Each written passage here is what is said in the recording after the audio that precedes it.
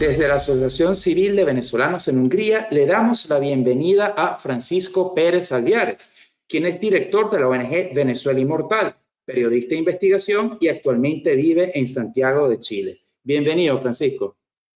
Muchísimas gracias, Daniel. Muchísimas gracias, Jorge. Las personas que se están conectando, que nos están escuchando. Bueno, saludos desde acá, desde el sur del continente americano.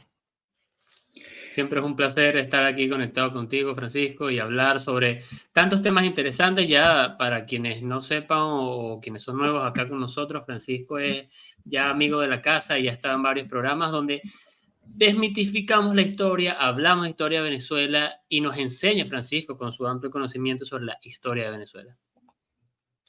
Y es precisamente cuando la diáspora venezolana crece, ya asciende los 7.7 millones de venezolanos regados por todo el mundo y somos prácticamente un país transfronterizo, que estamos presentes en todos los continentes, que surge la importancia de recordar nuestra historia, de revivir nuestra historia, de tenerla presente para no repetir los errores del pasado.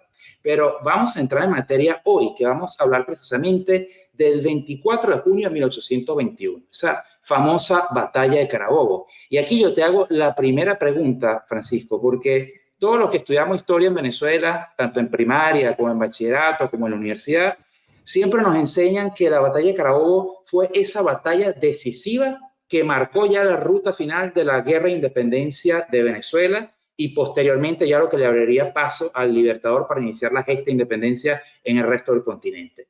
¿Qué tan acertada ha sido esa óptica con la cual nos han enseñado esta batalla?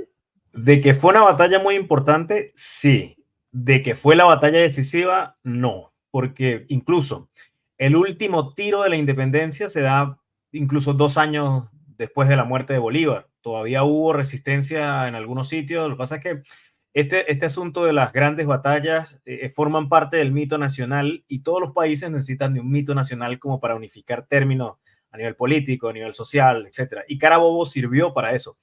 Que si fue una batalla muy importante, sí, por supuesto, porque terminó de romper lo poco que quedaba de las fuerzas realistas en Venezuela, por decírtelo así, o en lo que quedaba en esas batallas internas que tenían en Venezuela, pero no fue la decisiva. Yo diría que, y los historiadores coinciden en que la decisiva fue la batalla del lago de Maracaibo, que se da posteriormente, 2 años después. Y esa definitivamente sí es la batalla que de alguna manera dice, bueno, ya hasta aquí llegamos. Pero Carabobo no pierde importancia por eso, es muy importante esa batalla. No, y además de la importancia que trae Francisco, también creo que es importante hablar del tema porque se dice que, como bien decíamos, ¿no? Independizó, fue una parte crucial de la independencia de Venezuela, pero siendo el libertador Simón Bolívar alguien que liberó, que estuvo en la gesta independentista no solamente de Venezuela, sino de la Gran Colombia, de Ecuador, de toda esta parte de nuestra América. ¿Quiénes fueron principales protagonistas de la batalla? Porque siempre se habla de Simón Bolívar, de José Antonio Páez, pero basado en tus conocimientos, ¿hubo algún otro gran protagonista?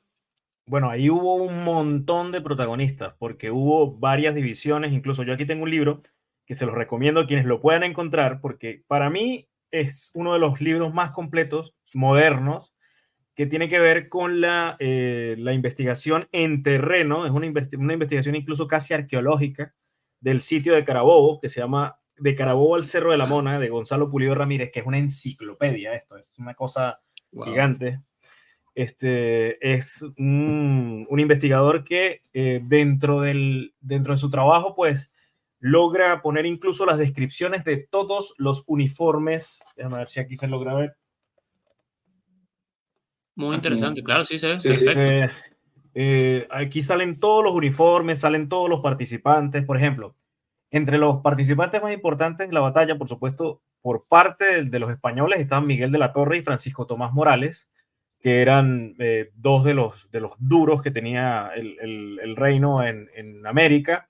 Y por parte de los patriotas, de los rebeldes, etcétera, estaban Bolívar, estaba Páez, estaba Manuel Cedeño, Ambrosio Plaza, una cantidad de gente bastante curtida en lo que era el arte de la guerra al estilo del momento, al estilo de la época.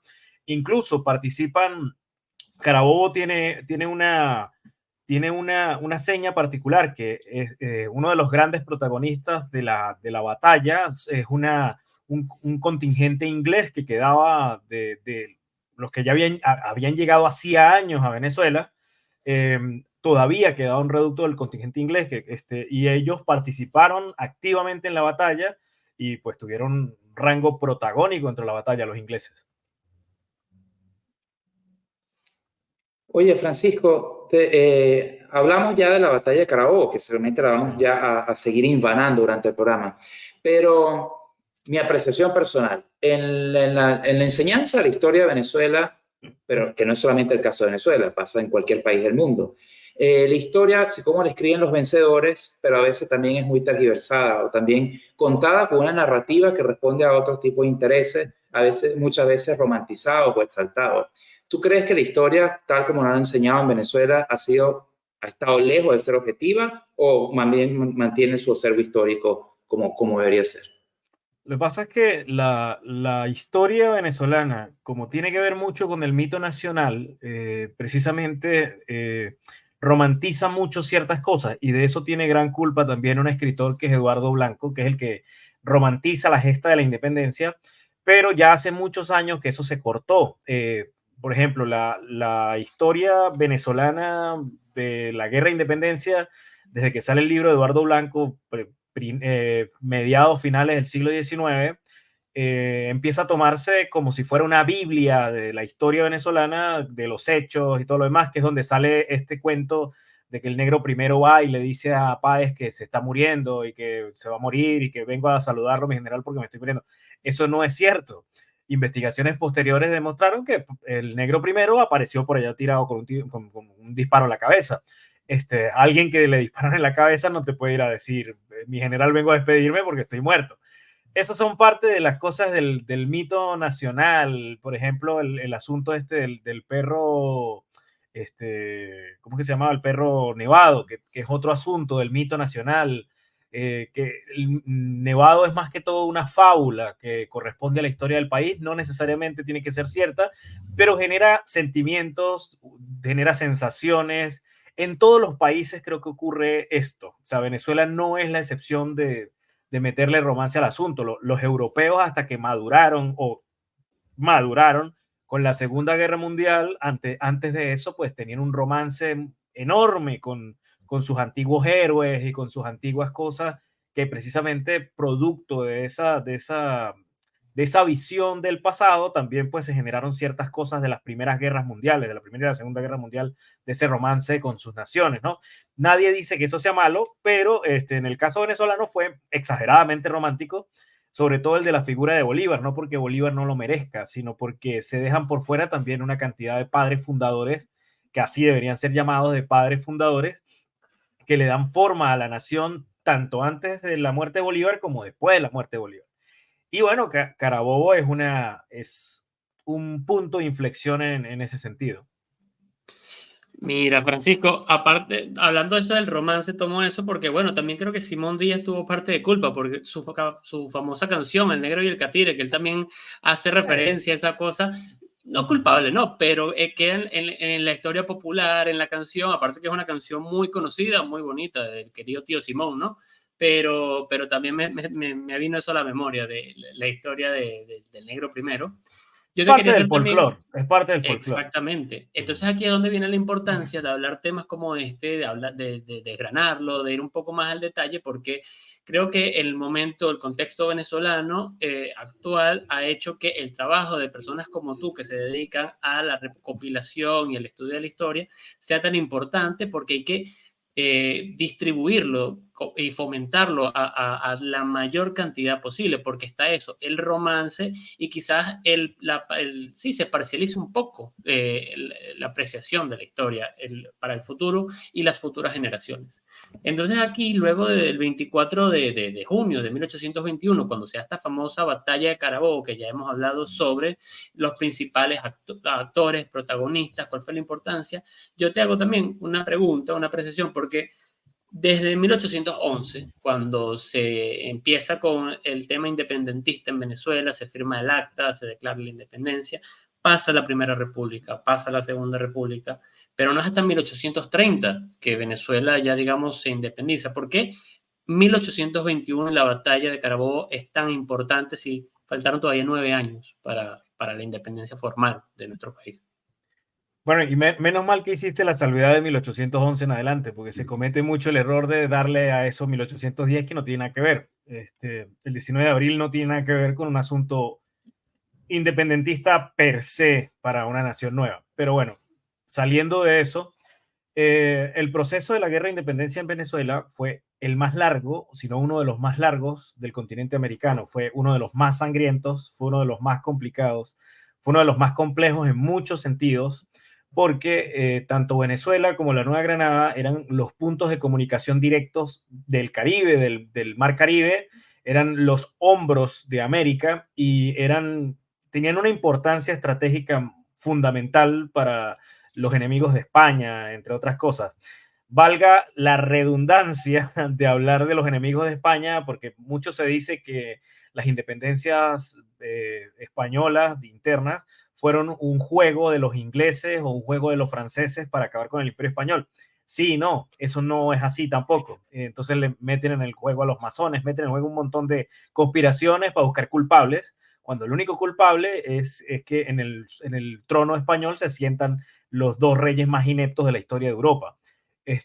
Y en América, pues se estaba gestando principalmente lo que pasa cuando dos reyes ineptos mandan durante tanto tiempo en un país, que es el acto quizás más español que se podría hacer en ese momento.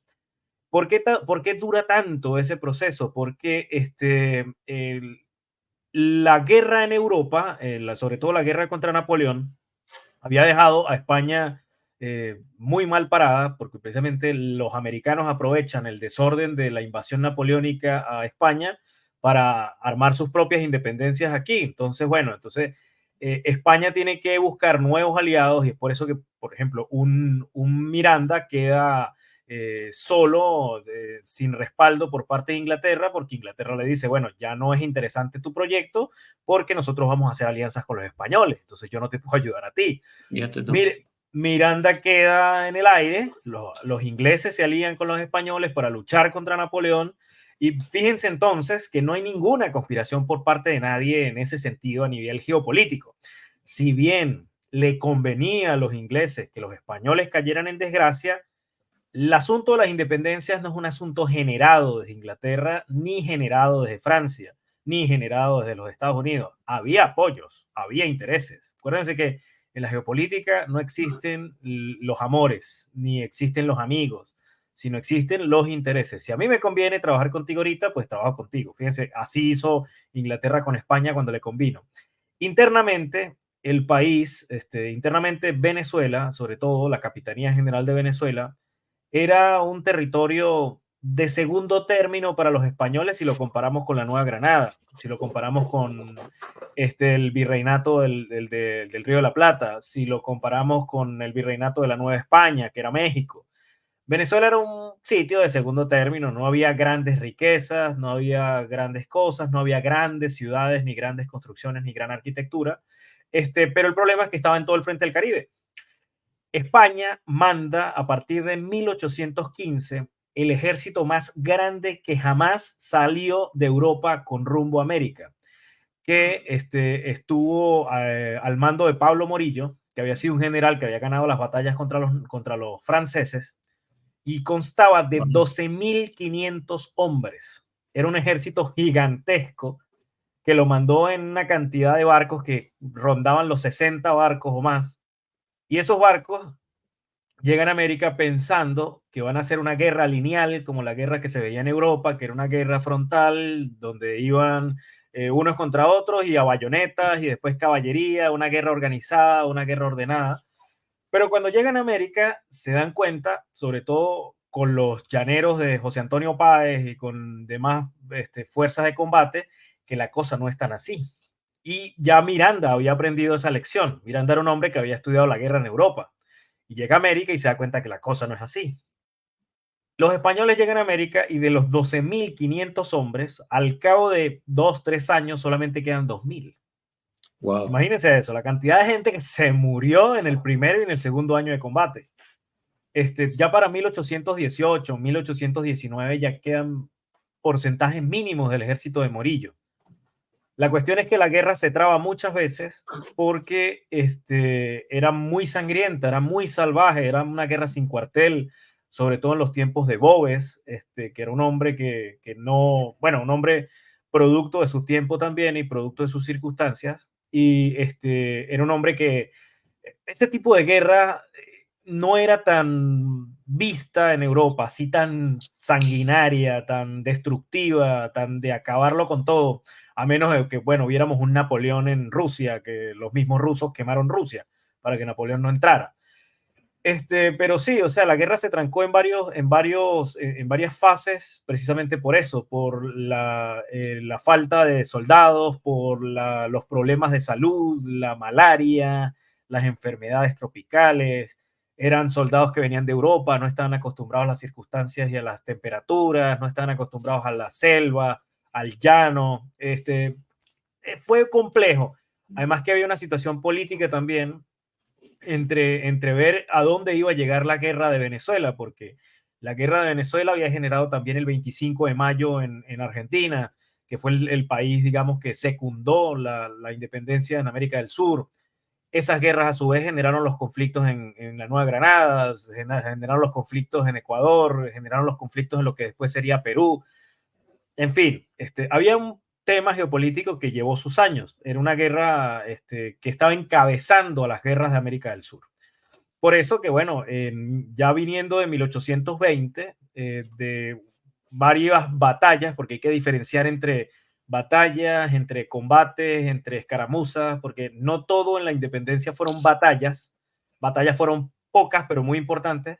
Lo demás eran encuentros, escaramuzas, que se encontraban, no sé, 100 soldados contra 150 más, y ahí se tanteaban en fuerza a ver cómo estaban, cómo no.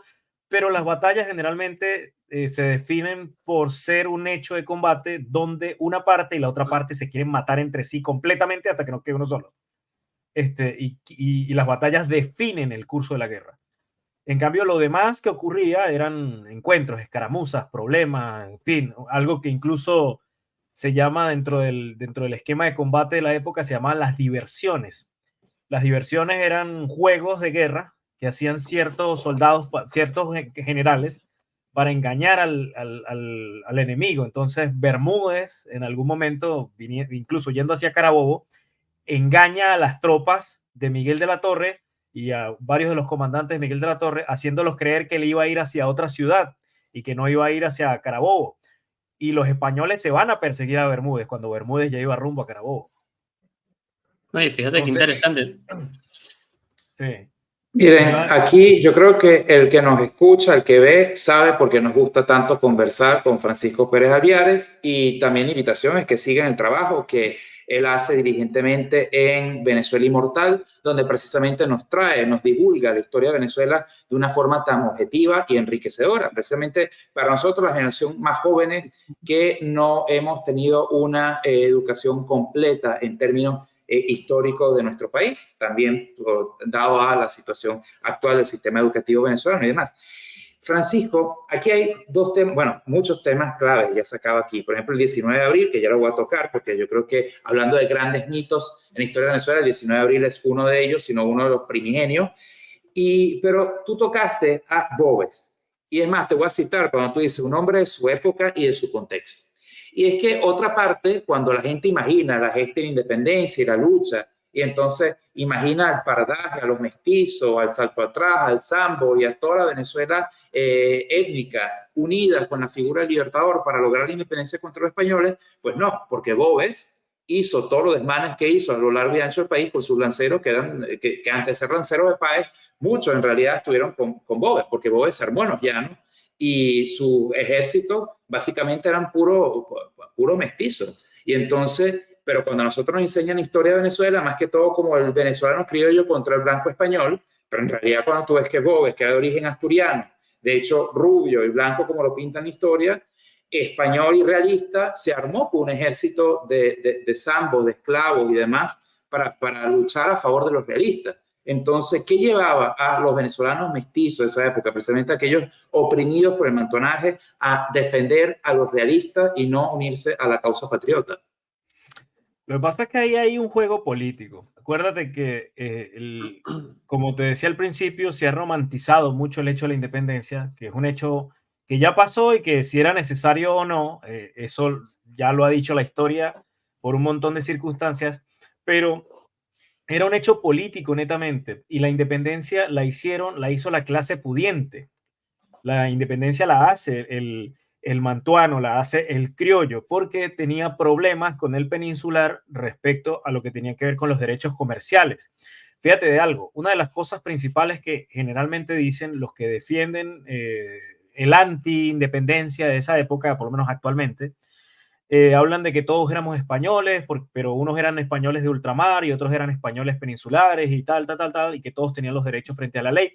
Mira, de ser eso completamente cierto, porque de verdad sí hay bastante de cierto en eso, pero también hay ciertas cosas que no son ciertas, valga la redundancia, es de ser eso así, no hubiese surgido la constitución de Rafael del Riego en España, que es la constitución de 1820, donde en uno de sus artículos rezaba explícitamente que una de las cosas que trataba de subsanar era el hecho de que todos los españoles fueran iguales en derechos frente a la ley, tanto los españoles peninsulares como los españoles americanos.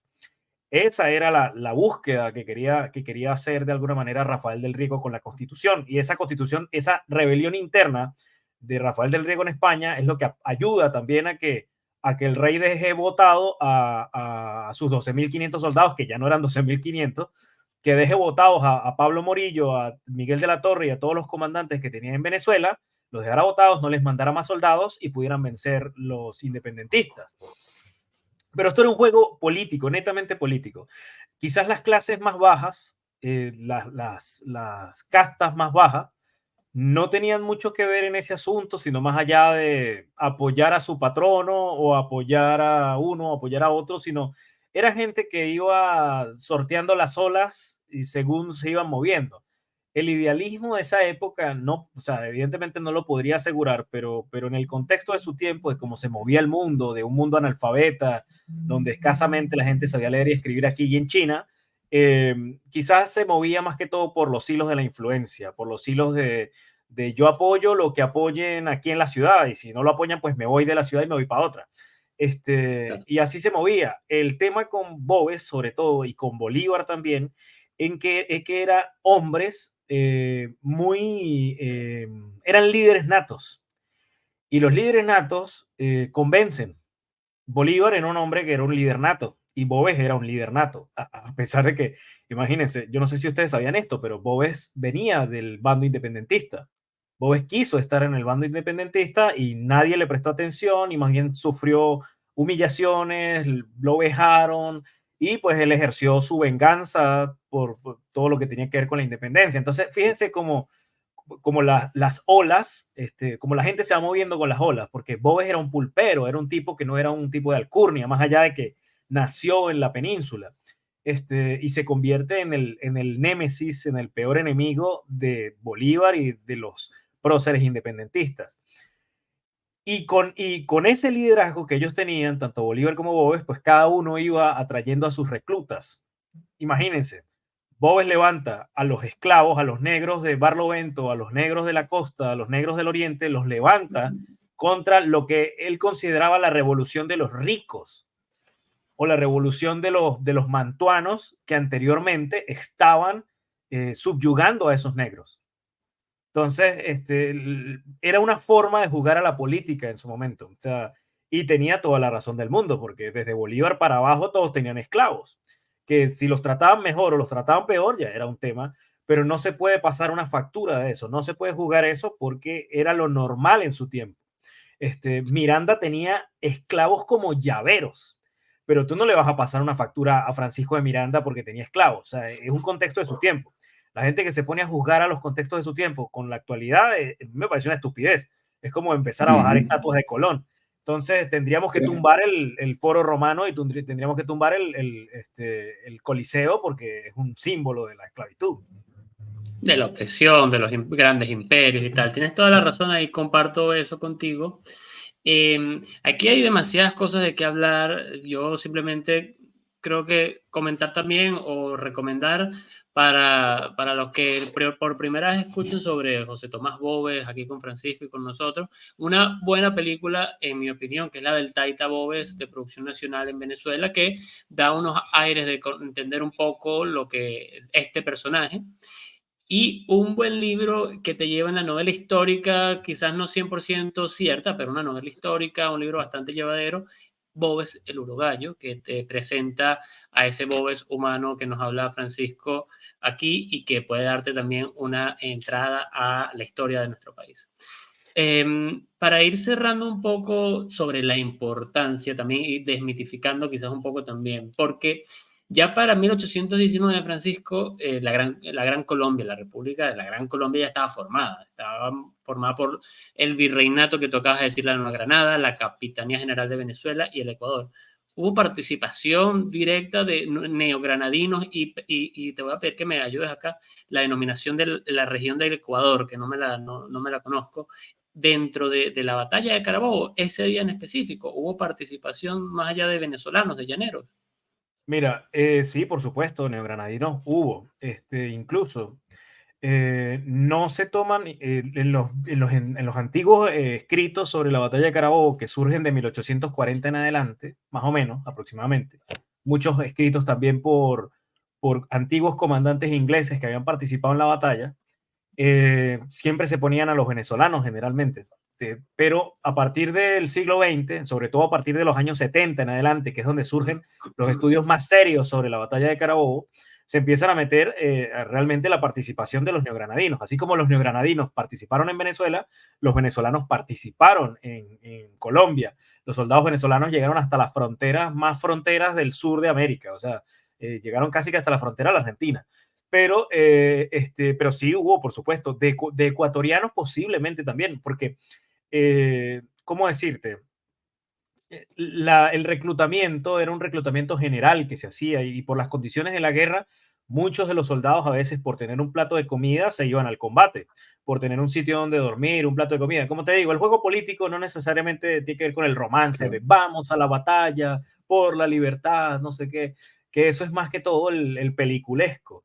Muchos de los soldados también luchaban por poder comer en medio del conflicto, por poder dormir en medio del conflicto, por tener un sueldo que muchas veces no les pagaban, entre otras cosas. Una de las grandes quejas de la Legión Británica era que nunca les pagaron. Pero bueno, así pasaban las cosas en esos tiempos. Oye, antes de preguntarte algo que me quedó pendiente el 19 de abril, ¿era Pablo Morillo, el general español que le mandaba cartas a la audiencia en Madrid diciendo que, describiendo cómo estos lanceros llaneros venían a punta de machete o lo que tuvieran casi que semidesnudo y por eso eran unas hordas aterradoras? Cuando venían, como tú bien decías antes, que venían de las tropas realistas, venían de batallar en Europa con todas unas tácticas, unas maneras y formas militares. Cuando llegan aquí a Latinoamérica se encuentran básicamente unas hordas bárbaras que venían a los encuentros que muchas veces que causaban pánico entre las tropas realistas. No me acuerdo, leí vagamente alguna vez, no recuerdo si era Pablo Morillo. Pablo Morillo le escribió varias veces al rey como él describía en sus partes de batalla, porque él también tenía que justificar porque estaba perdiendo. Si se había llevado 12.500 soldados de Cádiz, él tenía que justificarle al rey porque estaba perdiendo la guerra y él habló sobre los lanceros de Páez, él habló sobre las virtudes de Bolívar en batalla. Él fue muy específico muchas veces en decir cómo los hombres prácticamente estaban unidos al caballo y por eso Páez, pues en parte era llamado como el centauro, porque prácticamente no se sabía o no se veía dónde terminaba el caballo y dónde comenzaba Páez. Eso ayudó mucho al desenvolvimiento de la guerra y también, pues por supuesto, al hecho de que los soldados que habían venido de España no conocían el territorio, pero ya después de acabados esos soldados que se vinieron de España, todo lo demás fue una guerra entre venezolanos, netamente, porque las tropas del rey eran tan venezolanas como las tropas de la independencia. Bueno, y ahora volviendo al tema del 19 de abril, que para mí es una de las principales, el primer gran mito arranca en el 19 de abril, y tú cuando Jorge hablaba a partir de 1811, que acordaste con él, que bien que Jorge comenzara la gesta de independencia de 1811, ¿por qué ese 19 de abril de 1810 tenemos que tomarlo con pinza, porque todos nos enseñaron que estaba Vicente Empara y detrás de él el padre Madariaga, y le preguntó si querían que se fuera, y el padre Madariaga le dice, no, eso es todo lo que nos han enseñado en Venezuela como ese gran inicio del proceso independentista. ¿Por qué lo tenemos que ver con muchas pinzas? O sea, tomarlo con pinzas. Porque el tema es que el 19 de abril es el día en que los venezolanos son más españoles que nunca, porque es el día en que Napoleón acaba de invadir España, y tumba al rey Fernando VII y pone a su hermano, a José Bonaparte, a Pepe Botella, lo pone como rey de España. Entonces, lo que pasa es que al llegar las cartas a todas las principales ciudades americanas, y por supuesto, al llegar, porque no solamente llegaron las cartas del chisme de que el rey había sido derrocado, sino también empiezan a llegar comandantes franceses de las flotas que están en el Atlántico y a pasar por distintos puertos pidiendo obediencia al nuevo rey. Entonces, lo que pasa en Caracas en ese momento, el 19 de abril, es que todo el cabildo, la Junta General, se empieza a generar la Junta de Defensa de los Derechos del Rey. No era un asunto de la independencia, era un asunto de negar el mandato del hermano de Napoleón Bonaparte en Madrid. Entonces, ese día fueron más españoles que nunca. ¿Por qué? Porque estaban intentando sacar autoridades que muy posiblemente iban a aceptar los designios de los comandantes franceses que entraban a los puertos y que decían, a partir de ahora, aquí los que mandamos somos nosotros, así que ustedes con la cabecita agachada y a respetar al nuevo rey. En esa oportunidad lo que estaba haciendo la Junta era intentar sacar a la gente que ellos consideraban que en algún momento iba a ir en favor de Napoleón por un tema de intereses, por un tema, no sé, en fin. Que después de eso se aprovecha el desorden para empezar a pensar en un nuevo país es otra cosa. Pero el 19 de abril no fue. Fue después, aprovechando de que, bueno, que la gente se dio cuenta, el mundo mantuano caraqueño se dio cuenta de que el desorden era tal en Europa que aquí podrían aprovechar el bochinche para sacarle rédito al asunto. Ya eso pasó posteriormente. Además de que el mismo que aprovechó ese bochinche fue Francisco de Miranda. Él dijo, papá, aquí fue donde se metió el asunto. Entonces, aprovechó el desastre de Fernando VII para ir y decir, listo, papá, aquí fue. No se dio en 1806, no se dio en 1803, fue. La tercera la vencíamos con todo, pero está viendo, Jorge, que es muy importante aclararlo, porque a veces pasa eso, entonces uno piensa, 19.810, bueno, comenzó esta independencia, y resulta que no, resulta que, como dice Francisco, más bien fue una exhortación a la hispanidad de todos nosotros de desconocer a los usurpadores, que eran en este caso los Bonaparte en Madrid. Si ustedes buscan el primer himno nacional, el real, el Gloria al Bravo Pueblo serio, no fue ni hecho ni por Juan José Landaeta, ni por ¿cómo que se llama el otro? Vicente Salias. Esto fue hecho por Andrés Bello y Lino Gallardo, que no sé de dónde sacaron eso de ponerlo que letra de Vicente Salias y música de Juan José Landaeta. Bueno, esas son cosas que después la historia le mete el piquete al asunto y todo lo demás, pero eso fue una letra primero fue de Andrés Bello y de Lino Gallardo, que si ustedes lo buscan en internet, la Camerata de Caracas creo que hizo una versión de ese himno nacional donde la música es la misma, el coro es el mismo, Gloria al Bravo Pueblo que el Yugo lanzó, pero véanse las estrofas hablan de favorecer al rey. Hablan del usurpador, hablan de y el pobre en su choza, libertad pidió, un montón de cosas, pero que no tienen absolutamente nada que ver con la independencia. Ese era el canto patriótico hacia España, que ya después lo usaron para Venezuela, es otra cosa. Se pueden meter en YouTube y buscar canción de 1810 Venezuela, y ahí les va a aparecer interpretada, si no recuerdo, por la Camerata de Caracas, que hace unos años la cantó. Mira, muy buen dato curioso ese y excelente, porque aquí seguimos eso, desmitificando un poco la historia y quitándole el romanticismo a lo que nos han enseñado, porque yo creo que también se ha metido un poco de eso y yo creo que como venezolanos tenemos esa responsabilidad de ir poniéndole la objetividad a lo que fue la historia de Venezuela. Y hago aquí una acotación, porque es muy interesante también que hablaras de que éramos más españoles que los españoles del 19 de abril, porque hace poco estuve escuchando un programa de un periodista español, Fernando Díaz Villanueva, ya él hablaba sobre, entre otras cosas, la diferencia entre la independencia o lo que fue la conquista sí, de las colonias españolas y las francesas, y por eso, entre muchas otras razones, Haití es lo que ha devenido hoy en día y las regiones o los países hispanoamericanos, latinoamericanos son lo que son hoy en día. Entonces, yo creo que menos mal que nos mantuvimos españoles y que bueno, que ya después ahí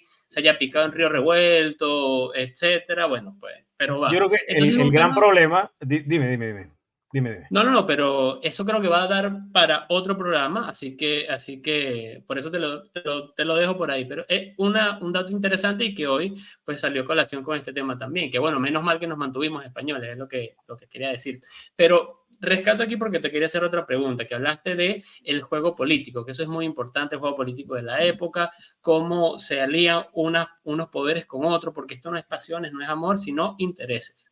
Y aquí hablamos de el tema de los húsares, porque suena mucho los húsares como guardia de honor, no solamente en Venezuela, sino en muchos países de nuestro continente, y la influencia que pudo haber tenido ese húsar húngaro en Hungría. ¿Qué tan cierto, Francisco, sabes tú, qué hubo ahí? ¿Cómo fue esa relación de los húsares húngaros como inspiración quizás en uniforme, en formación de batalla, o verdaderamente los húngaros vinieron a Venezuela a ayudar a la independencia de Venezuela?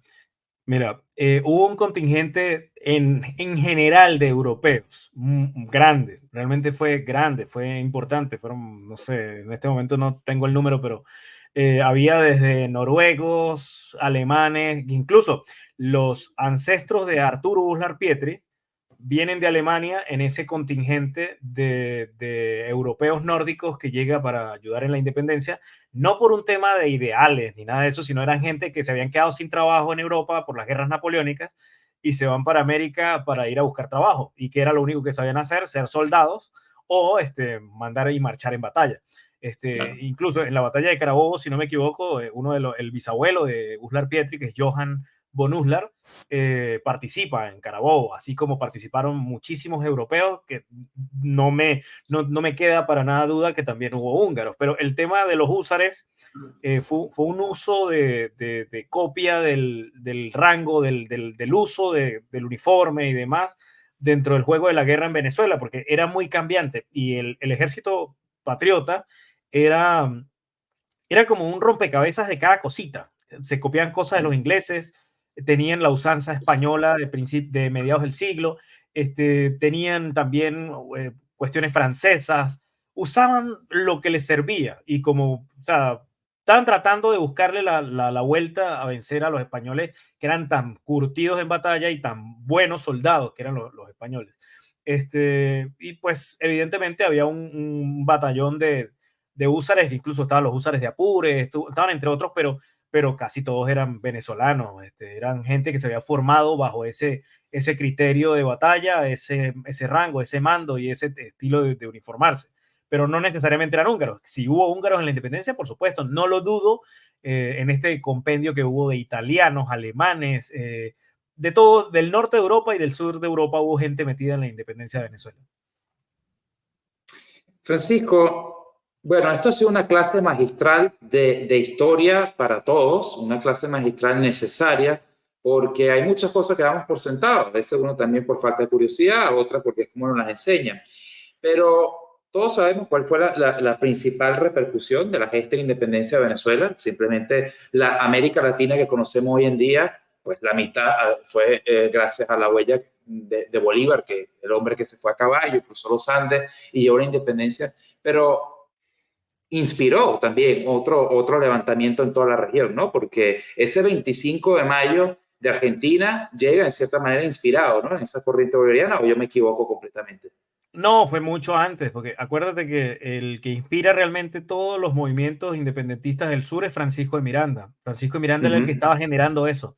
E incluso Bernardo de O'Higgins, que es el prócer de Chile, Bernardo de O'Higgins es un pupilo enamorado de la figura de Francisco de Miranda. Es un hombre que sigue a Miranda sin conocerlo, solamente por cartas. Wow. Y empiezan a generar un montón de cosas como las que se crean en Caracas, como lo que después pasa en Bogotá, lo que después pasa en Buenos Aires. Pero todo esto viene precisamente gracias a Miranda en primer término, porque incluso del mismo 19 de abril del que estábamos hablando hace rato, a Luis López Méndez, Andrés Bello y Simón Bolívar, estando chamitos, los mandan para Londres. Y los mandan para Londres a hablar con Inglaterra para ver de qué manera Inglaterra podía apoyar a España en la guerra contra los franceses y en todos los problemas que estaban pasando contra los franceses. Y lo primero que le dicen a Bolívar, a Bello y a Luis López Méndez es que ni se les ocurra reunirse con un loco que hay por allá que tiene una peluca, porque él le decía la vieja de la peluca inglesa a Miranda, y que ni se les ocurra meterse con un loco que hay por allá que se llama Francisco de Miranda, que es un tipo que es un hereje, que es una porquería, que no sé qué. Lo primero que Wow. hace Bolívar y lo primero que hace Andrés Bello es ir a reunirse con Miranda. Entonces, ahí empieza la cuestión. Imagínense, Bolívar se llevaba con Sucre 40, perdón, Miranda se llevaba con Sucre 45 años. Miranda se llevaba con Bolívar como 30. O sea, Miranda era un anciano para la época. Un hombre de 60 años era un hombre muy, muy, muy mayor. Y Bueno, y que haya Bolívar podido era, hacer la guerra y todo eso lo que conlleva en un contexto como aquel es bastante meritorio, digo yo, para un claro, hombre como claro, Francisco de Miranda. claro, Em, él es el que gesta todo esto, él es el que gesta toda esta locura, que después Sí, cada y quien se la reparte precisamente, como puede, es otra cosa. Francisco, y y tú que tienes contacto, tú que tienes contacto con los círculos de las academias de historia de Santiago de Chile, de Buenos Aires, y tienes muchos colaboradores que están también en las otras y tienen contacto con los círculos históricos del resto del continente, ¿cuál es la visión actual de Latinoamérica con estas dos figuras trascendentes como pueden ser Miranda y Bolívar? Desde lo académico, pues mucha admiración y mucho estudio. Desde lo social como tal, pues pasa muy Ujú. desapercibido. Si acaso, por ejemplo, en países del sur de Sudamérica como Argentina o Chile, Uruguay conocen obviamente el nombre de Bolívar, pero no tienen ni idea de quién es Francisco de Miranda, salvo Ujú. que, salvo que, no sé, sea gente que ha estudiado un poquito, o sea gente que sea aficionada al asunto de la independencia de Sudamérica. El nombre que siempre sale es Bolívar, porque Bolívar siempre ha sido como la bandera de las independencias. Bolívar y San Martín son las independencias de Sudamérica. Incluso a mí me sorprende muchísimo, que es una cosa que me llama profundamente la atención, que en Colombia no sepan quién es Francisco de Miranda, el común denominador colombiano, cuando Francisco de Miranda es el que les hace la bandera y el nombre. Yo quisiera sentarme algún día en una clase de bachillerato en Colombia y ver qué les cuentan de quién les hizo el nombre o quién les hizo la bandera, porque para ellos ese tipo no existe. Entonces, Imagínate. yo no, he y conocido... ¿no? ahí, Francisco, es a lo que quería ir, pues, como para ir ya también concluyendo un poco, ¿no? Porque estamos hablando desde la diáspora, desde la distancia, sobre lo que fue la importancia de la batalla de Carabobo para nosotros como venezolanos. Pero como tú bien acabas de decir, un personaje como Miranda tuvo influencia, aún en aquella época donde los mensajes, los correos eran tan difíciles, en unas latitudes como Chile, Sí. como Argentina, incluso llegó hasta el Uruguay. Hoy en día el hecho de que tú me digas y que sea así, que en Colombia no se conozca quién fue Miranda, o que incluso se demonice un poco también la figura de Bolívar en el Perú, creo que también es un tema de que hay que discutirlo. Entonces, por ahí también va mi pregunta de cuál es la importancia nosotros como venezolanos, hispanoamericanos en la diáspora, de resaltar todo esto que es batallas tan trascendentales como la batalla de Carabobo, hablarlas, dialogarlas y entenderlas, porque al final de cuentas es algo que influyó no solamente en Venezuela, sino en toda la región. Entonces, ¿por qué el impacto, la importancia de recordarlo? Según tus palabras, claro. Bueno, fíjate, esto es una percepción muy personal. Habrá gente que esté de acuerdo, gente que no. El tema de recordar esto hay que recordarlo con cuidado, porque a veces se presta, el venezolano tiende a ser, si lo comparamos con otros sudamericanos, tiende a ser un poquito chauvinista, por no decir bastante. Entonces usa lo poco que tiene para aferrarse a lo que le quitaron, a su país y no sé qué, y entonces empieza a armarse unas novelas terribles. Yo creo que lo peor del drama es el melodrama y el venezolano es profundamente melodramático. Bueno, por algo somos famosos en las novelas también, ¿no? Sí, y entonces se arma unas cuestiones ahí. Hay que revisarlo bien, o sea, ver el tema de la independencia desde un aspecto de cómo recobrar ese sentimiento de lucha por la libertad y todo lo demás, pero sin ese romanticismo tan cursi que a veces se le mete. Y ese romanticismo cursi lo que hace es que aleja a la gente de ese asunto histórico, porque si bien una cosa que hace muy bien Hollywood y las películas norteamericanas es meter a sus personajes históricos o a dibujar su historia de una manera para que sea atractiva, no solamente para los estadounidenses, sino para todo el mundo, pero no se pasa, por lo menos en las películas más taquilleras en ese sentido, no se pasa de cursi. Y el venezolano se pasa de cursi con sus asuntos históricos. Yo creo que tiene que madurarlos un poquito más, entenderlos un poquito más. Y en este aspecto en que estamos todos regados por el mundo, porque estamos todos regados por el mundo como una diáspora y todo lo demás, yo no celebraría ni el 5 de julio ni ningún otro día de fecha patria. Yo lo conmemoraría como un proceso que pasó porque en este momento no hay nada que celebrar. Yo no tengo nada que celebrar de un 5 de julio de un país que ya no existe, porque es un país que ya no existe. Estaríamos haciendo arqueología histórica, arqueología, porque es de un país que ya dejó de existir hace muchísimo tiempo. Sino más bien conmemorarlo para que eso genere un sentimiento de rescate de lo que se ha perdido. Yo considero, compaginado contigo, que es importante conmemorar esta fecha y también porque hoy en día nacen niños que son de origen venezolano, pero ya nacen en Chile, ya nacen en Argentina, ya nacen en Hungría, ya nacen en Francia, en España, así sucesivamente, en cualquier país del mundo, en Suecia, Finlandia, así van. Y se da por sentado, o mejor dicho, no se transmite porque la gente dice, bueno, la venezolanidad, comer arepa, escuchar 2 o 3 canciones de Simón Díaz, una empanada, el Santo Ángel y las playas de Morrocoy y los Roques. Eso es lo que quieren vender como la venezolanidad. Y eso no es nada. Eso simplemente son algunos rasgos de nuestro país, pero que no definen la venezolanidad.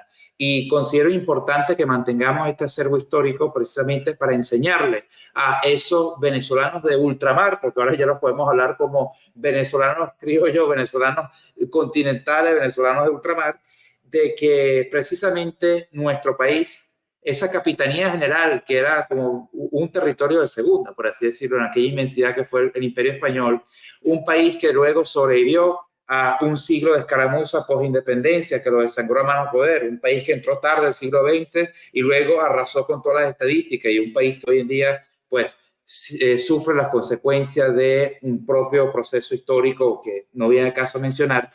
Es recordarle que precisamente ese pequeño, pobre país que podía ser Venezuela ha dado tanto al mundo, ha dado tanto a América Latina, de un país que tenía todos en contra. Nació un Bolívar, nació un Miranda, y aquí no estoy siendo romanticista come flor, sino precisamente real. Eso forma parte de la Venezuela. Esos grandes personajes, esos grandes personajes que vinieron de ese país que parecía no tenerlo nada, y miren todo lo que ha dado.